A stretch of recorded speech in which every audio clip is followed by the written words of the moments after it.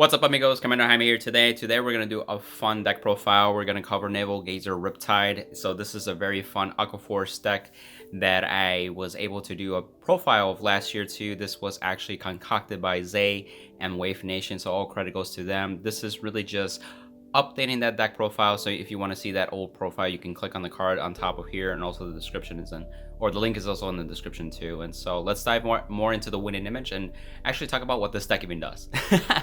Also, quick sponsorship note out to Next Level Gaming. And so if you guys are excited for the overdress stuff that's coming out, definitely recommend checking out his shop. He has a lot of shirts for different nations such as Zorga, Magnolia, and many more if you're in different nations. So check it out, and you get a 10% discount if you click on the link below in the description as well. So feel free to check it out and support the channel. So some of you may be asking, what does this deck even do? And so the sole focus of this deck is abusing Riptide Dragon. So Riptide Dragon, what it does, it has a condition, a continuous regard skill, where it can only attack the 4th battle or more of that turn. So you can't attack with it prior, and so it's saved up for that 4th battle or more.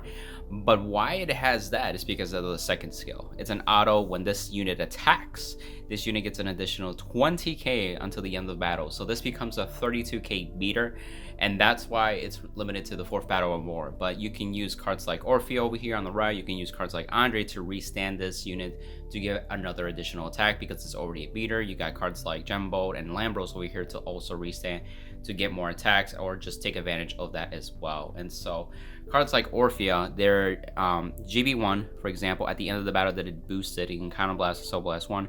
It can restand the rigor that it boosted and have it minus 5k. So it makes anything like an OG title assault from back in, the old days of Vanguard. And it also has resist, so it'll stay on board. But the most important thing is that you can restand Riptide and not be hurt by that 5k, because then it just becomes 27k. And then of course, if you have any triggers, any power-ups, it becomes negligible at that point too. Andre is a great card. It can be a starter as well, since it has the Forerunner ability if you wanted to pull it out. But I recommend just put it in the main deck and use a V-Era starter. But what it does is that on Rearguard Circle, it's an act, GB1 of course. Counterblast and put this unit into Soul, choose one of your other rearguards, and it gets the red tech skill. So the red tech skill is then auto Rearguard Circle once per turn. At the end of the battle that this unit attack the Vanguard, stand this unit, and it gets 2k until the end of the turn. So this makes anything like an OG Magnum Assault back from the child decks of, Thavas. And it allows us to be able to restand Riptide and then still have it boosted by Orphea to get another restand, and then any other cards to also add to that. So you can get as many attacks with Riptide, and really what the other cards do is to help reverse with resources such as Gembolt, because we got this past year. But of course, when I did the deck profile, we didn't have it just yet. And then of course we got from Stoicheia, the new overdress support, we have Spiritual Body Condensation, where you can play by paying a Soul Blast 1. You could choose a card that is a grade equal or less to your Vanguard from your drop and call it to Rearguard Circle and give it plus 5k until the end of the turn.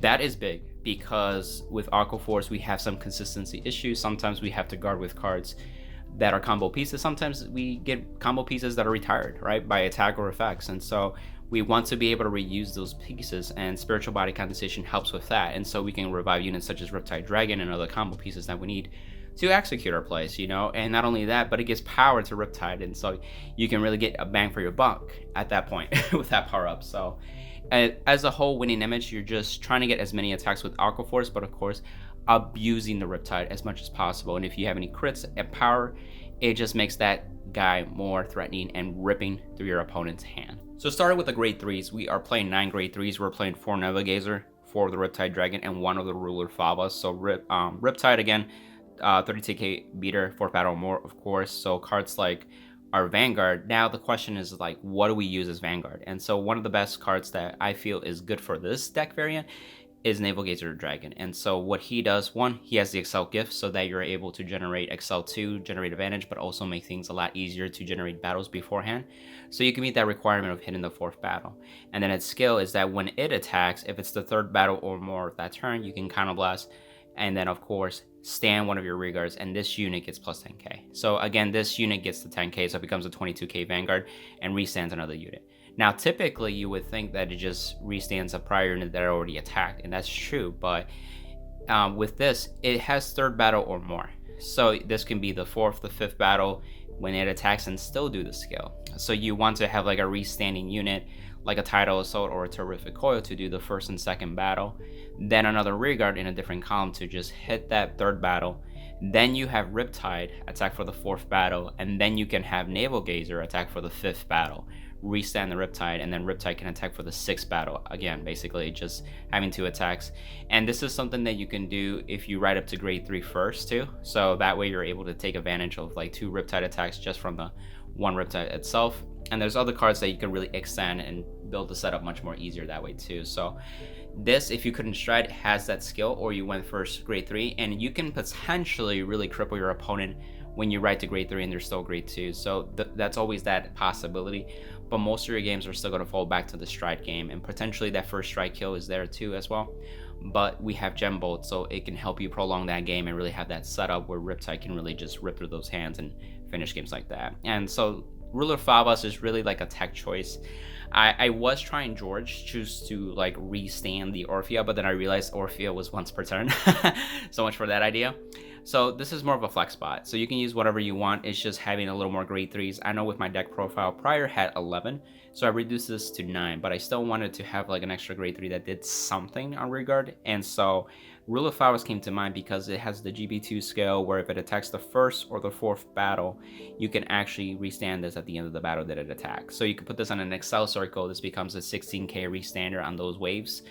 And that is useful because he can be that second hit when you have GB2 live. So once you're in the mid strike game, once you have GB2 live, you can use this as that thing too. And then of course, if you fall back to that 4th battle and really use them with like an Alexandros turn, you can do that still. And another key thing that I want to note, this deck is susceptible to cards like Pseudo Denial Griffin plays. So if you're facing against like maybe Fenrir, maybe Pale Moon, obviously Kagero, they have those Denial Griffin pseudo plays, of course, that can ruin your Riptide. This can be written as Vanguard, and when you strike, you can call a card from hand and give it resist. So you can give Riptide resist, so you can actually push through those decks. And if they weren't expecting to have a Riptide have resist, then they can't stop it. And so you just keep pushing until you basically win that turn as well. So it helps with that regard too, but feel free to tweak it to your preference. Now into the grade 2s, we're playing 10 grade 2s. As you can see, we're playing 4 Terrific Coil, we're playing 2 Tidal Assault, 4 Coral Assault. Now you may be wondering, that seems pretty low for Aqua Force, but keep in mind that our main dude is Riptide, so that will be in your front circles too, so we don't need as many grade 2s to really make up for those restand or beater front row regards. So this is more geared to help with your deck on abusing Riptide, so keep mindful of that. And so really that's why we are playing both Terrific and Tidal Assault. So they do very similar things, and so what their skills are is that, this guy, when it attacks, if it's the 1st battle this turn, you can Soul Blast 1 and stand this unit. Tidal is very similar. When it attacks, you can Soul Blast, stand this unit, and if it's the 2nd battle or more this turn, this loses 5k. So they both attack. Tidal won't lose power on the 1st wave, but he can lose power after that, but he can be using as a restander for like Alexandros turns in the late game. So that way you can even like take abuse of Alexandros power up and still have like a restander to take advantage of that respect too. And it's not CB, it's Soul Blast, so it helps with that play too.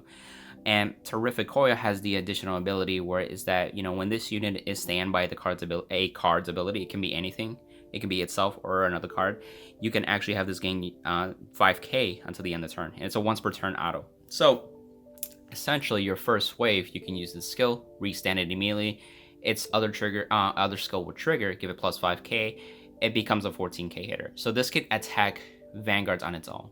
Not only that, but if you have it in an XL2 circle, that makes 19k, which forces a 10k shield. And then if you so happen to go into XL1, if you want to be very aggressive, you go into 24k, which you start demanding basically 15k shields at that point. So this is actually really nice to have as a 1st and 2nd attacker that can apply a little more pressure than just a Tidal Assault or an Algos, for example. The only thing that I didn't like about Algos in the prior build is that it uses CB, and you notice that you want to use your Counterblast for restanding Riptide as many times as possible. Your Vanguards, both like grade 3 and stride wise, will more than likely use a Counterblast to restand something or do something, right? And then the other rear guards that we have that cost a Counterblast are actually the ones that restand Riptide. So that's why that resource management is important. And you notice that these guys Soul Blast as well. And so that's where Coral Assault actually comes into play. So yes, Coral Assault can be a beater because, if he sees 4 or more rested units when it attacks, besides itself, it gets plus 15k, so it's a 24k beater. You can put it in an XL2 circle because it's 29k K, and that's good, but it's still weaker than Riptide, so you want to go as Riptide to use that.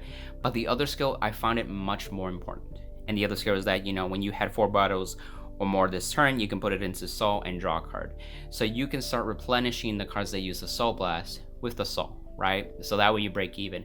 And one of the combo plays that I'll show later on too is that you can even play this in the early game, where if you ride grade 2, you can drop down a Terrific, and then of course a Coral Assault, you get your 4 battles, do 4 attacks, possibly push them higher damage, especially if they didn't get any damage check triggers, and then this can go back into Soul to replenish that too, so you have some aggression early on too. There's many plays you can do too, but it helps with that. So most of the time I end up using Coral Soul to really a way to get into the Soul, and if I can use them as a beater, that's just like an additional bonus, so just be mindful of that too. For the grade 1s, we're playing 12 grade 1s, and so we're playing 4 Barragios, 3 Spiritual Body Condensation, 3 Wheel Assault, and then 2 Orphea.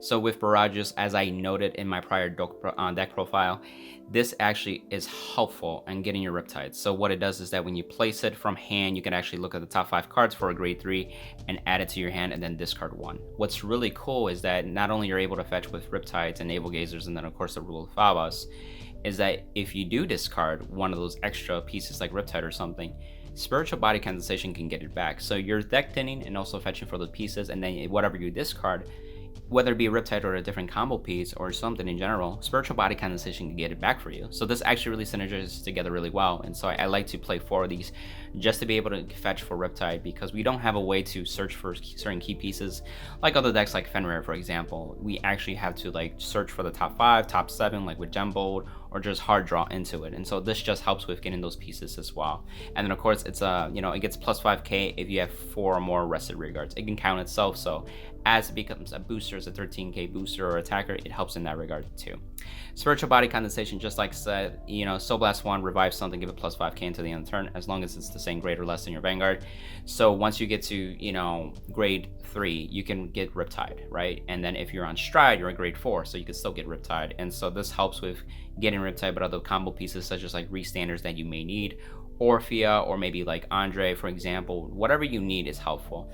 Now at first I was playing 4, but then I found out that it was like really clunky, especially once you have like 2 or more. It can get cluttered in your hand. You really resolve maybe 1 a game, and if you do resolve 2, then that's great, but just be mindful of the Soul. It may be very tempting to just be able to use the skill just to get pieces and really make turns, but you really have to be careful with the Soul with this deck. I noticed that a lot of the cards are demanding Soul, so just be mindful of that, so that way you're still building your Soul, saving the Soul for the right pieces for the right turns, such as Orphea over here. And again, Orphea, when it boosts a rear guard, Counter Blast 1, Soul Blast 1, restand it minus 5k, and it's GB1, so it's locked behind the Stride game. You obviously would like this card just to be abusing Riptide and anything that just gets big, just depending on your setup too. And so you may be asking like, well, if that's the point, why are you playing only 2, Jaime? And so the question is, I was playing 3, and then before in the deck profile, I was playing Andre as the starter, and that was typically just good enough for me. But with cards that are decks that retire or remove Forerunners and stuff, that's why I went to the V starter, and now I moved Andre to the main deck. But then one of the things that I also saw is that I wish there was a way to take advantage of Orphea and just rely on the one Orphea. And I know there's a play where you can do it with Wheel Assault, and that may be a good transition, where Wheel Assault at the end of the battle that it boosted, you can choose 2 of your rearguards and swap them. So you can swap 2 Orpheas, where one already boosted, gave the skill, restand the Riptide, and then another column can attack. That can swap a Orphea that's still standing to over there with a Riptide and restand Riptide again, so you can get another attack. So it helps with that. Or you could just get swapping just to get to the 4th battle for Riptide if you really need that too as well. And then of course, we also has the skill where it's like road upon, Counter Blast 1, draw a card, and call a card from hand to regard circle. So this allows you to even potentially go really aggressive, where you can call Riptide early on and just hit phase 2 on your grade 2 turn, because you have restanders. You can get to the 4th battle and your opponent may be a grade 1. That's a bad time for them, and you're 32k beater as a Riptide. You're gonna need more than 1 trigger to be resolved in the damage zone, right? But yeah, and so with Orphea, I played the ratio now where it's 2 Orphea and 2 Andre. So 2 Andre, you're able to actually do that more than once. So if you do open up with 2 Andre, you can do the skill multiple times. It gives the flexibility to also have Riptide be on an Excel circle when you don't have an Orphea. So that way you get an additional 5k, and then if you have a unit like, or a card like Spiritual Body Condensation that revived it, it takes advantage of that too as well.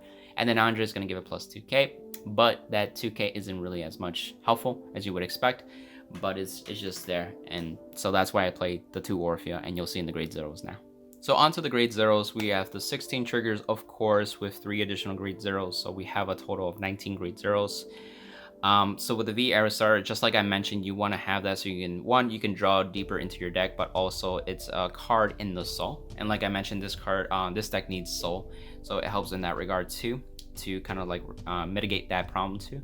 Not only that, but it avoids, you know, having the, you know, if Andre was pulled out as a Forerunner to be retired or removed by other pieces, and you just kind of miss out on that in respect. And so I am playing 2 Andre. I can't find my second copy, but I know I have it somewhere because I bought like at least 2 trial decks of the Thava stack.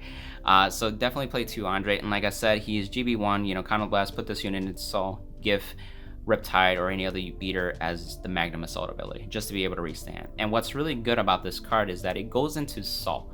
So this card also replenishes soul. So where Orphea Soul Blast, this can actually feed for that. Not only that, but if you put this to Riptide, right, you spend a Counterblast, put it into soul, and then you can use a G-Guard that's face up like Ophelia to Soul Blast and then countercharge, and in that respect you just break even. But now you have a Riptide that can restand still, so you can start like playing with your resources that turn, so that way you can still do cards that also spend a Counterblast, whether there be another Orphea or maybe like a Alexandros and so on, for example. And then with the triggers, we're playing 4 heal, we're also playing the 8 crit, but we're playing 4 of the Stride Fighter crit. Your grade 3s are going to be on board, so having cards like the Stride Fighter crit will help with the consistency of being able to stride without, you know, pitching 2 cards. It really hurts an Aqua Force. So even though you have Spiritual Body Condensation that can help with that, it still hurts. You know what I mean? And so then we have also the crit triggers that go into soul and give plus 10k to your Vanguard. So again, it helps with the soul, so you definitely want to play 3 of these for sure. You know, I always thought about, you know, switching these ratios, but one of the things that I did is that the other crit over here is the crit Sentinel, and the reason is that because I was messing with the over trigger and the PG draw. So this is a sense, the over trigger is every trigger, right? It's a front trigger, it's a draw trigger, it's a critical trigger, it's a heal, so on. And so I wanted to play where it's like, hey, this is in a sense 4 draws, and then this is actually 9 crits. The more crit pressure that you have for Riptide, the better. And so that's why these laid out this way. So I took out a PG draw, but I still had room for another Sentinel. My options were to add another Sentinel card in the grade 1s, or maybe in the grade 0s in the form of a critical trigger Sentinel. So that's why this is that way too. But you could always change that ratio and change anything that you want. That makes a little more sense. And then, like I said, this is a draw PG, and then the Stoicheia one is blessed flavored. It's everything. Now you can make an argument to use the Cray Elemental over trigger so that you can give 100 million to 2 units instead of the 1. But if the deck's focus on actually giving Riptide as many attacks and power, then of course the crit pressure, I felt like this card was the better choice. But feel free to use the Cray Elemental one too if you have a different preference at that point. Onto the strides, we were playing 10 strides. We were playing 4 Lambros, 2 Jambold, 1 Alexandros, 1 Veleos, 1 Megiddo, and 1 Balleronera. So with this deck, this is something that's almost like a flex spot, but I feel still mandatory. We're playing 4 Lambros. So Lambros, for those that may not know, this unit is one of the first strides that Aqua Force got, and is very powerful, and even in this deck really takes advantage of that, mainly because, you know, you can use this on first strike too. So for example, when it attacks the 4th battle or more, you can choose 2 of your units, restand them, and then if you have 2 or more face-up cards in the G zone, those units will get an additional 10k plus as well. So you can actually restand Riptide without using a Counterblast. This just persona flips, doesn't use any soul, so it's really good in that respect. So that way you're still using those Counterblasts for Orphea, Andre, and so on. And so you may go into the second Lambros, and that's why I play the 4th, so that's definitely there, but you can probably try to get away with it. And the reason that I say that is because of Jambold. And right before I transition into Jambold, I just want to do a quick shout out to Jaime Molina, who's also Next Level Gaming, the sponsorship for this video as well, is that he hooked me up with 2 SP arts. I have the original 2 SPs as well from the old set, but I really enjoy the full art too. So I have a combination of both, so I can have like both the best of both worlds basically. So shout out to my amigo for that too. But Gembolt over here, like I said, is that we got this in premium collection, and it really does a lot for Aqua Force, and in this deck is no different. So when this is placed onto Vanguard Circle, you can attack the top 7, grab 2 cards and call them to rest and shuffle your deck. So you can start fetching like your Riptides, your cards that go into Soul like the Crit Trigger, your Andres for example, that helps enable that and also go into Soul. And then you got like Orphea, you know, cards like that that you can use later on, or even Coral Assault just to have it go into Soul and then maybe be used as a beater, because when it attacks you can Counter Blast 1, flip anything, and then for every 2 rested rearguards that you have, you can draw and retire one of your opponent's rearguards. And then if you drew 3 cards, you can restand 2 of your units. So within an Excel circle, you can meet that requirement and actually be able to draw 3, retire 3, and then restand 2 units. And that could be something like a Riptide or a Coral Soul or something else. And so it helps you build advantage a lot with that turn, and also apply pressure and take away rearguards from your opponent too, just to make them consider actually calling cards from their hand next turn, which actually weakens their hand. So that way the following turn you have an easier time to break through that hand as well. So Gembolt's still good, and I'm still playing the second one because you may go into a grind game before you're willing to like really commit to push with Riptide that turn. So just be mindful of that. So that second copy may be a flex spot too. So the one I was over here with Alexandros and Veleos is that Alexandros, again, is a great card. It's great for the late game because it gets, you know, its ability is that when it attacks at the end of the battle, when it's the first or second not first, the second or third time that battle this turn, you can Counter Blast 1, flip anything in the G zone, and then stand 2 units, and they get plus 5k for every card in the G zone that's face up. So that really basically scales, but it's better in the late game. And as you can see, you want to get to like 15k, 20k, 25k, 30k, and so on. So cards like, you know, Lambros and Gembolt help with flipping into the G zone, and this can be one of your like ace cards to really go into. And then you can take advantage of cards like Tidal Assault that can restand still after the power up. And then if you have a Riptide, you can also give it the power up still, but then have like an Orphea and Andre ready to go for that. So it takes advantage of that power up still, even though it may not be able to restand Riptide, because again, Riptide has to be the 4th battle or more. So just be mindful of those battle formations. Valeos is key, and one of the things that I immediately found out was that its ability is handful against an overtrigger that was checked defensively. So it skills that when it attacks, Counter Blast 1, flip anything in the G zone, you can actually call up to 2 cards for from hand to rearguard circle for every face-up card in the G zone. And then if you basically you draw for each of them too as well. And if you have 2 or more face-up in the G zone, you can actually choose one of your opponent's vanguards, and then of course increase or decrease its power to 11k, and its power cannot increase or decrease other than the effect of guardians until the end of the turn. That is powerful. So if your opponent, like you poke, your opponent may be tempted to take a damage or 2 to get a trigger, and then if they get the over trigger, it pretty much ends your turn. And so if you're in a position where you're pretty much got game, or you know this is the right play, you can go into Valeos, and if they do good to the over trigger, then you can force them back to 11k. So even if they damage check a heal out of it and go to 100 million or whatever it's called, back them back into 11k. And they're like, wait, what? So you're not done. You can still push after that, which is super helpful at that point too. So this is one of those key cards that may come up in that regard too. And then we have the Megiddo Battle Arena package. Megiddo's there because you could, you know, essentially may need to do the Megiddo turn. You can revive a Restander, you can revive with a Riptide, and then have an Orphea behind it, and then some key other beaters too. And so you can still make to the 4th battle, abuse Riptide if possible. And what's really cool is that if you do have plenty of soul, is that when you Megiddo, you can Soul Blast for Galphelia to countercharge, and that way you can still use Counter Blast for like Orphea or Andre and so on to restand the Riptide and still get your bang for your buck at that point too. And then Ballerina, if you have a good enough hand size and you know you get a Riptide ready to go, but you know your opponent's shield is really like those cards that you can just destroy with their abilities by discarding 1 grade or less, you can pop that. So it can be a finisher too, or if you can't really do anything, you can stride into that too, but more than likely you'll end up with Lambros or Gembolt too. So yeah. Lastly, onto the G-Guards. There's not much to it, but one of the biggest things that I like to point out is Ionis over here.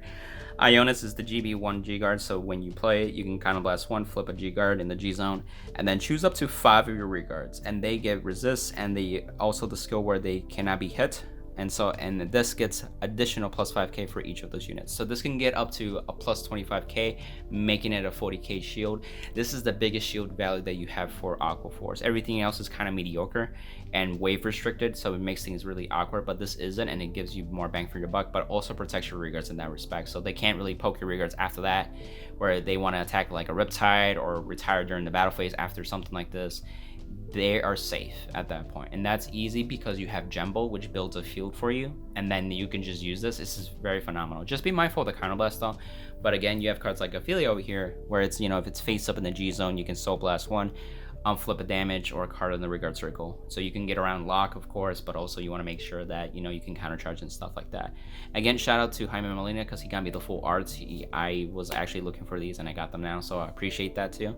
And then as a G-Guard ability, it gets plus 5k when it's the second or third wave battle. So again, that awkwardness of the waves, it just, most of the time, this is the card I flip face up 9 times out of 10 on first strike with like Gembold or any other generic stuff like Alexandros or Webelios, depending on what I need to do that turn. Ice Barrier is that first or fourth battle or more, it gets additional 10k. So if you meet the requirements and it makes sense to guard with him, that's another decent sized shield as well. And then here, Dismo, lastly, it's an important piece. Again, Dismo, when placed, you can choose one of your rearguards and it cannot be hit until the end of the turn or affected by the effects of your opponent's cards. So that helps protect Riptides. This is useful when you don't have GB live yet, especially if you went first, for example, and you did commit the Riptide. So then you could just G-Guard, use Dismo, and protect the Riptide. And then after that, you're like, well, I guess either pass turn or I try to do as many attacks still to put some damage to your Vanguard. And then following turn, you can come back and hit hard again with Riptide. Onto the combos. So one of the big impactful early game plays that you can do is that when you ride to grade 2, you can have a field that looks like this. So like I mentioned earlier, you can attack with Terrific Coil first, and you can Soul Blast 1 to restand immediately, get plus the 5k, so it becomes a 14k beater. If they take it in and take no damage, then you can attack if you want with a Vanguard. So if you do get the over trigger, you can have like a front trigger effect, or you can poke again just to be safe with this, but it doesn't really matter as much, but just be mindful of that. And then of course you can attack this as the third battle. And then now guess what? You have your fourth battle requirement. Now you won't get the power up in this case because there's no 4 more rested units out of themselves. But because you meet the fourth battle requirement at the end of the turn, this can go into Soul, draw you a card. In that respect, you can get your 4 battles, apply some pressure, especially if they didn't get any triggers in damage zone. It's pretty much a safe play that can be a little bit aggressive, and it helps with that. And so that way you can replenish the Soul Blast that you just used in that turn too as well. So another early game potential play is that when you ride, and if you so happen to be on Wheel Assault, you can Counterblast, draw a card, and call Riptide over here. So that's where in this turn 2, you can still call Superior Call Riptide. So that's how this has happened. Then you can call other rearguards like Terrific Coil, Coral Assault, and then some boosters, and ideally you want a Wheel Assault for sure. So this can be any booster, for example. And so the key play is that you want to attack with this first, Soul Blast 1, restand. Then if you want, you can attack like this. So that way it gets like, this is 14 plus 7, so 21. Then you can attack with the Vanguard. Boosted, of course, as well. So this is actually 17, drive check, anything at the end of the battle. Swap Terrific Coil with Riptide. So this is the third battle.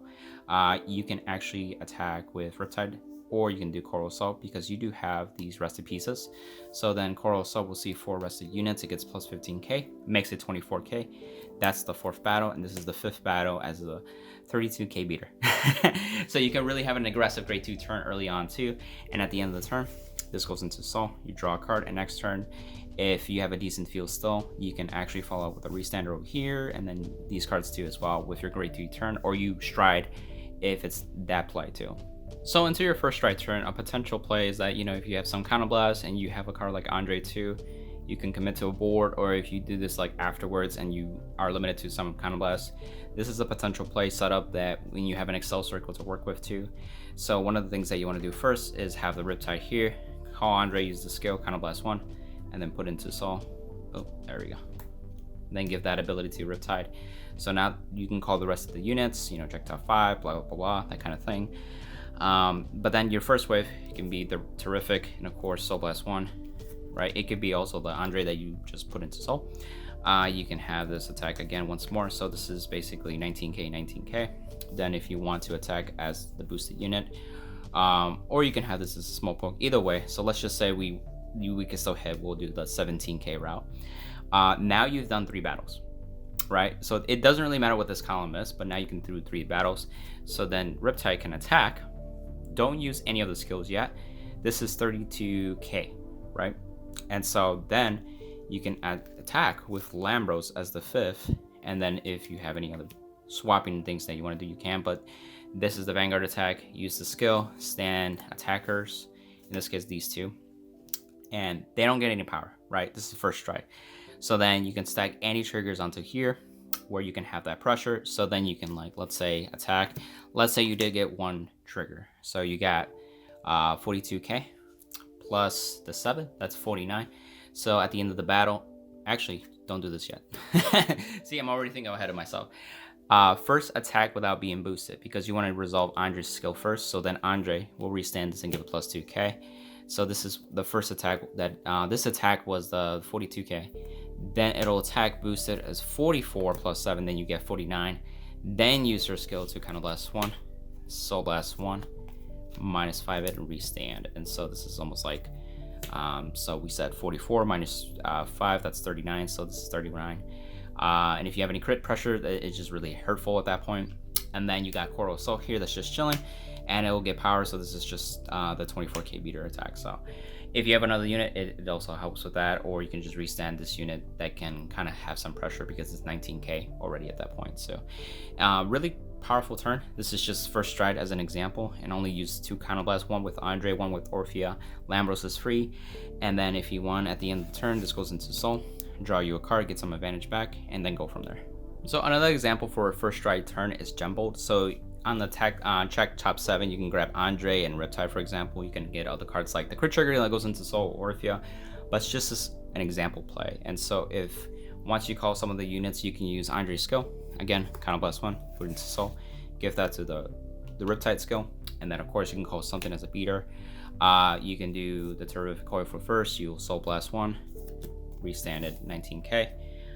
If this is weaker, then you can attack with this as a 12, then 19k, and then this can attack right here, and guess what, you see 4 more rested rearguards, and then Coral Assault will also see 4 more rested units outside of him. So this is a really big column. I think it's, let's say 13 plus 24, yeah, 37k. So this is really big.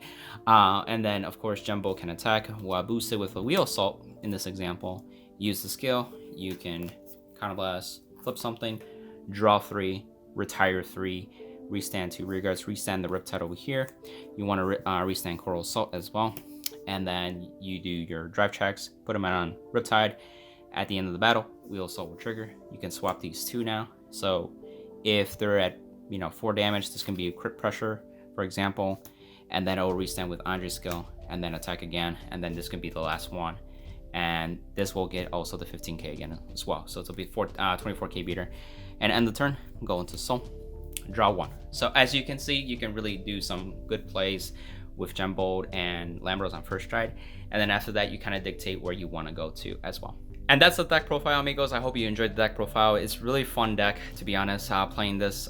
It's been a while since I touched this deck too. Just having the absurdness of using Riptide and abusing it. This is not like a super top deck, but it can be one of those rogue decks that you take to your locals or something and have a good time with it. I firmly believe that. Plus you got cards like Jumbo to give you some advantage if things don't go right or as planned. You got cards like Spiritual Body Condensation that can revive key pieces that you need. This deck just got a boost over the prior sets over the past year in general. So this is something that I just wanted to like revisit, get a chance to play with, and I've been having fun, and also get a chance to show it off to you guys too. I'm sure you guys have wondered, like, I have some Aqua Force cards, and if you notice, most of these cards like Naval Gazer and Riptide are from like the old sets of V series, for example, and then of course some new stuff like, you know, Gembold, and then the Stoicheia stuff, and then some OG era stuff like Lambros and Andre and Orphea. So it's a little mix of everything too, which is kind of cool, just having all those eras combined together to make something that actually works. You know, so I'm excited for that. And then again, you know, thanks for watching and everything. If you liked the video, give it a like down below. Comment down below, what are your thoughts about this deck? Have you guys tried it out, or maybe you have some different concoctions of Aqua Force? I'd love to hear that too as well. And if you know an amigo that likes Aqua Force or likes Premium, or likes even like overdress splash into Premium, share it with the video with them too, you know, and then also subscribe. So till next time, amigos, bye.